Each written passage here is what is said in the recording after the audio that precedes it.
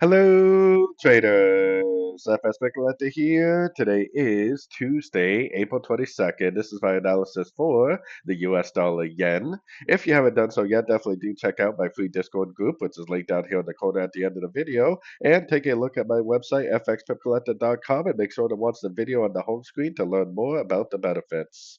So anyways, the US dollar yen is definitely still in a downtrend. Now, this little blue box that I have marked right here is actually like the order block zone from this last push down.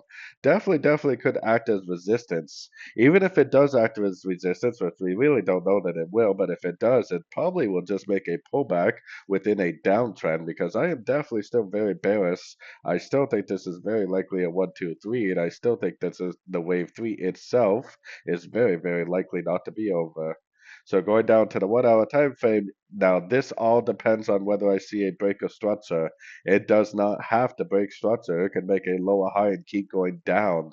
If it does decide to break structure, then the first thing I would do is start my Fibonacci retracement on the last series of lower lows, lower highs. I would still be looking at this as very likely being a pullback within a downtrend.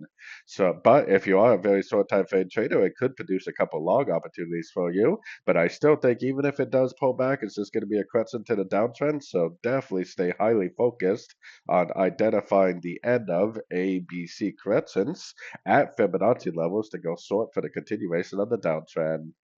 So anyways, don't forget to like and subscribe. And as always, thank you for watching and happy trading.